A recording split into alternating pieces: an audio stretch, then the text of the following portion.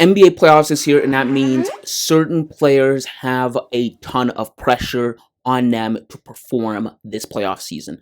But hey guys, Manuel here, and before I jump into this video, I just want to ask you guys to give me the HBO special.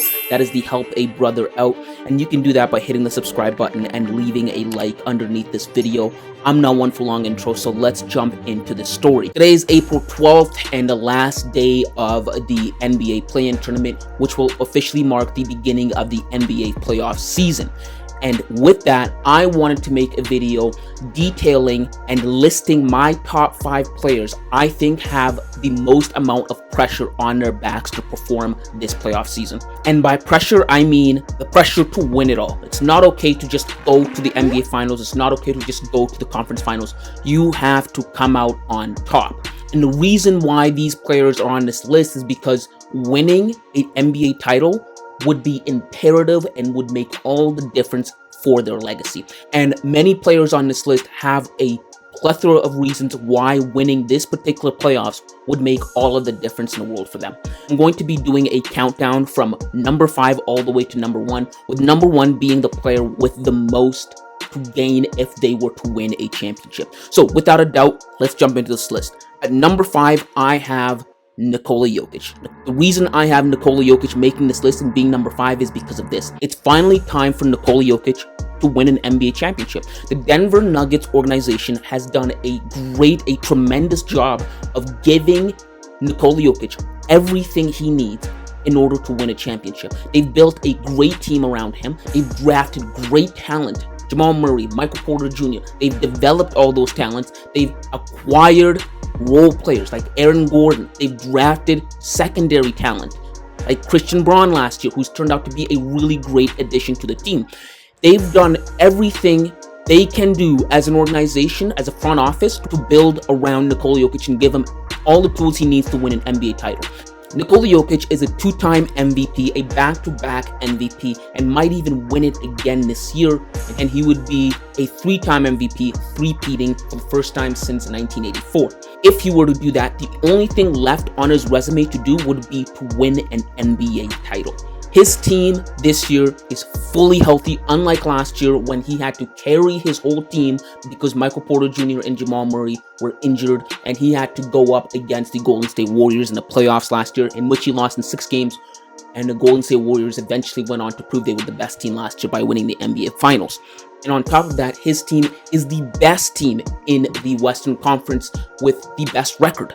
It's been that way since Christmas, so the stage is set for Nikola Jokic to finally win. There should be no excuse for the Denver Nuggets to win it all this year. Prior to the season beginning, I had the Denver Nuggets as the dark horse to win it all, or to be a juggernaut, and I was right. They are the best team in the Western Conference, so there should be no excuse. It's do or die here, and because of that, I have Nikola Jokic at number 5. At number 4 on this list, I have Chris Paul of the Phoenix Suns. And the reason I have Chris Paul on this list at number 4 is because this year might be his last legitimate chance at winning an NBA title. Like LeBron James, Chris Paul is 38 and father time is catching up with him. You can see it in his play. You can see it in the amount of injuries and the frequency of injury that he gets year in, year out. Father time is catching up to him, and you can't stave off father time forever. And he's not built like LeBron. LeBron can last a little longer, but Chris Paul is on his last few legs here. And throughout his career, Chris Paul has been on a number of really, really good teams that had legitimate chances at winning the titles. All those years he played in Los Angeles with the Clippers, with Blake Griffin, with Doc Rivers, he had legitimate chances at winning the NBA title, but always fell short. And then he went to Houston. In 2018, he had one of his best chances with the 2018 Houston Rockets with James Harden, but unfortunately, injuries sidelined him for Game 7, and the Rockets lost to the Golden State Warriors. And more recently, he came up short in the NBA Finals in 2021 against the Milwaukee Bucks, and we saw Giannis Antetokounmpo win his first NBA title over him. So, with Kevin Durant joining his team this year, with Devin Booker being healthy, this year is looking to be his final chance at a hoorah NBA title. He must capitalize on this opportunity.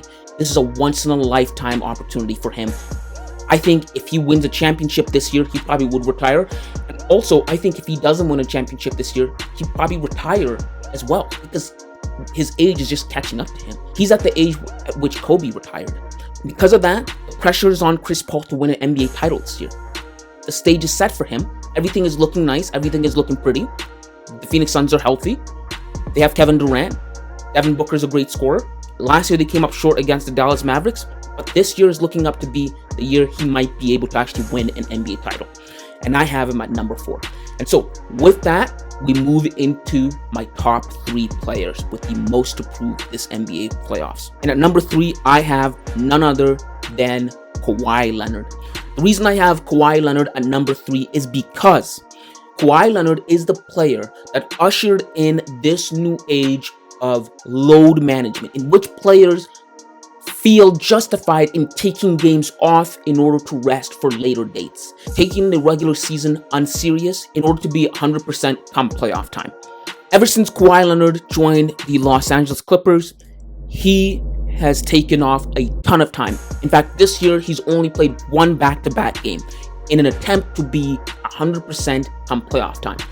Now, that sounds good on paper, that you're going to take time off, and when playoffs come, you're healthy and you can go deep. But that's not what's been happening with the Los Angeles Clippers. In his time with the Los Angeles Clippers, Kawhi Leonard has nothing to show for. He hasn't made the finals. He's taken off a lot of games. He's eating up the money that the Los Angeles Clippers are paying him, and he's taking games off. He's robbing fans of the joy of coming to watch him, paying hard-earned money to come watching, sitting on the bench, while his counterparts, his teammates, do all the work. And to me, in order to justify all that, you have to have something to show for it. And so because of that, he has to win a championship this year in order to prove why he's taking money from fans and not playing, why he's not playing back-to-back games, why he thinks it's okay to take money from the Los Angeles Clippers and not actually play. You can't take time off and have nothing to show for it. And because of that, I have Kawhi Leonard at number 3. He's got a lot to prove to me. And furthermore, I think this is the year for the Los Angeles Clippers. If they don't actually go the distance and win the NBA Finals, I think Steve Ballmer, I think the front office, I think they're going to blow up this team. Because it's been over 4 years and nothing has happened. They gave up Shai Gilgeous-Alexander for Paul George. He's turned out to be a superstar for the OKC Thunder, and the Clippers have nothing to show for in the 4 years they've been here. This was supposed to be the era in which Kawhi Leonard would become the best player in the world. He stated that Los Angeles was his city, and he has nothing to show for. So to me, it's put up or shut up. Do or die. And if they don't, I think it's the end of the road for the Clippers. And because of that, I have Kawhi Leonard at number 3. And so we move on to my top 2. At number 2 on this list, I have James Harden. James Harden, without a doubt, has a lot to prove to me in these playoffs. Why? Because like Chris Paul, James Harden has had his fair share of teams in which he had legitimate chances at winning the NBA title.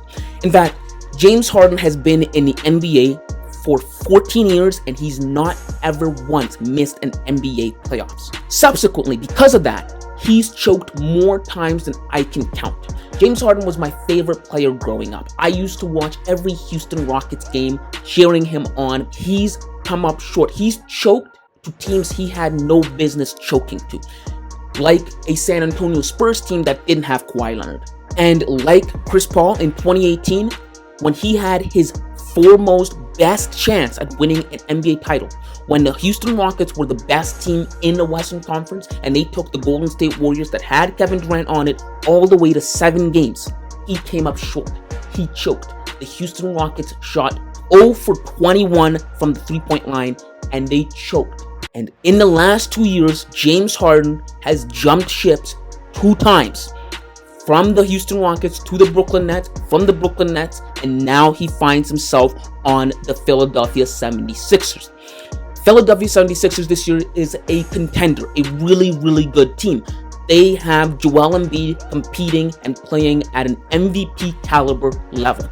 So, in order for the 76ers to actually go the distance and win it all this year, I think James Harden's going to have to carry his weight. He can no longer choke in the playoffs. We will know if he does so. The Philadelphia 76ers fan and the media, they will be on his butt about it. If he has questions about it, ask Ben Simmons. Joel Embiid has done his part in the years gone by. Even though they've come up short, Joel Embiid, is going to show up in the playoffs. So the second guy, if he doesn't perform, James Harden, he's going to hear about it. The 76ers fans were hard on Ben Simmons because he can perform. James Harden, you have to perform. He has to perform this year in order to justify why he was jumping ships. It didn't work out with him, with Kyrie Irving and Kevin Durant. He has to win it all this year. It's not okay to just choke. That's been his pattern. That's been his MO for his whole NBA career. So because of that, I have him at number 2. He has a lot to prove to me, right? I'm someone who always cheered for James Harden, but I need to see him actually pull through. He needs to beat all the washed up allegations, prove that he's not completely washed up. And so because of that, he's at number 2. That finally brings me to the number 1 guy on this list, the guy that I think has the most to prove, has the most on his chest, and that is Kevin Durant. Kevin Durant, were he to win an NBA championship this year, it would be the most important championship that he has. Why? Because it would separate him from Stephen Curry's shadow. The decision that Kevin Durant made in 2016 to jump ships from the OKC Thunder to the team that beat him in the playoffs, the Golden State Warriors, who had won 73 games, forever put a stain on his legacy. And Kevin Durant might say it doesn't bother him or he doesn't care, but that's the exact reason why he went to Brooklyn. He tried to prove something in Brooklyn, that he can win without Stephen Curry, because it was getting to him. It got to him that the Golden State Warriors fan base loved Steph Curry more than him. The Golden State Warriors fan base would never love him like they loved Stephen Curry. People would never give him the credit of the 2 championships that he has. He's failed to win a championship with Kyrie Irving. He's failed to win a championship with Russell Westbrook. And the only point guard he's won a championship with is Stephen Curry. So he's jumped ships from the Brooklyn Nets. It didn't work out for him. It blew up with Kyrie Irving. And he's now on the Phoenix Suns with Devin Booker, Chris Paul. And it is time to do or die. It's time to actually prove that you can win without Stephen Curry. And Stephen Curry, in a time apart from Kevin Durant, has won an NBA championship last year.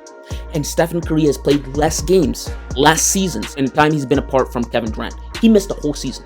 Kevin Durant must win an NBA championship this year because it means too much for his legacy. And Kevin Durant might say, oh, I don't care about my legacy. No one in their right mind says that. Our legacy is what gives us purpose. It's what we leave behind when we're gone. And Kevin Durant can say, oh, I don't care about it, but he does care about it. You want to know how I know him? Because he's on Twitter arguing about it with people, with no names, randoms on Twitter. He cares about it. It's the reason why he's built 2 super teams after the Golden State Warriors, in order to try and win outside of Stephen Curry, in order to try and win outside of the Golden State Warriors dynasty.